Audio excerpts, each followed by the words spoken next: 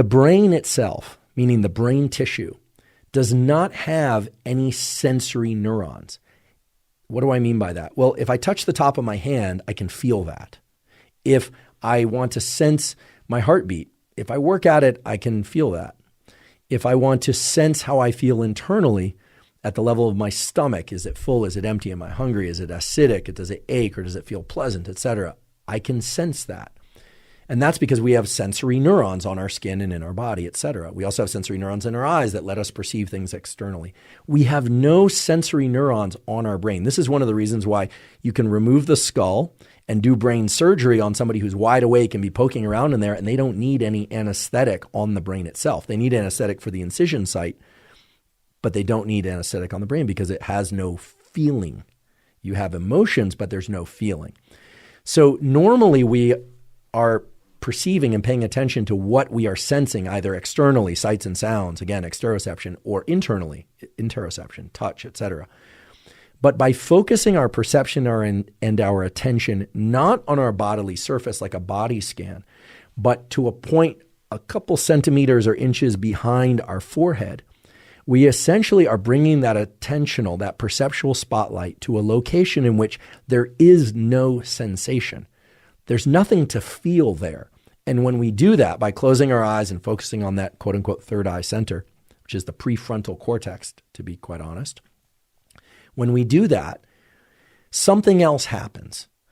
And what happens is when we are not thinking about and perceiving our sensations, because there are none there, our thoughts and our emotions and our memories sort of mushroom up. A better way to put it would be that they geyser up and take on more prominence in our perception. What I mean by this is that normally, I'm not thinking about the contact point between me and this chair, but as I'm speaking, I'm in contact with the chair and those neurons are firing.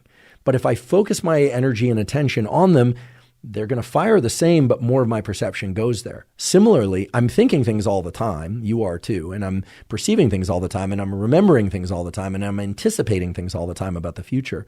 But by focusing my attention on the one organ for which I have no sensation, that is my brain, well then, thoughts, feelings, and memories, feelings meaning emotional feelings, start to grow in their prominence, in my awareness and in my perception.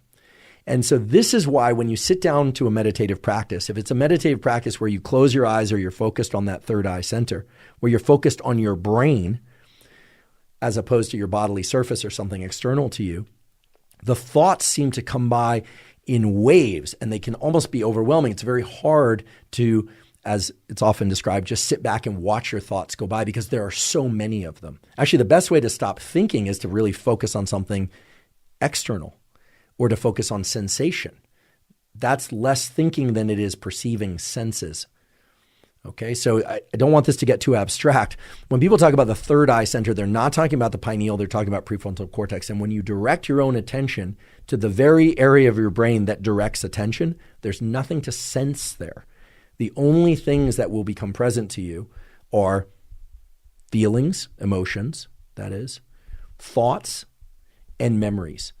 And they will often arrive in what seems to be a very disorganized fashion. And the reason they arrive in somewhat disorganized fashion is because normally we just don't perceive things that way. Normally we are splitting our attention, our perception that is, to multiple things, our sensation and our thoughts. When we put all of our perception into our thoughts, we see how disorganized, how wandering they are, and how random and intrusive those can be. Again, random and intrusive. And much of what we talked about in that paper earlier, the one where they asked people, what are you doing and what are you feeling and how happy or how unhappy you are, what they discovered was that most people are sort of in their head a lot. They're not really present to what they're doing, which leads me to the statement that I believe, at least based on the data, that paper included, that most people have an interoceptive bias. They're focused more on what's going on internally than they are focused on what's happening externally. There are certainly people who, for the opposite is true, but I think that this is an issue because we hear so often about the need to do a meditation practice that allows us to focus inward. and that we're getting yanked around by all the stressors of life, et cetera, et cetera. And we're getting yanked around by all the stressors and demands of life. But as we do that, we tend to be very focused on what's happening with us. The data clearly point to the fact that being mindful and being aware can enhance one's level of presence and happiness. But we can go so far as to say that being mindful and aware of what's happening, not just with us, but external to us in our immediate environment, that includes what other people are saying and doing, that also can really enhance our sense of well-being and happiness. At least that's what the data point to.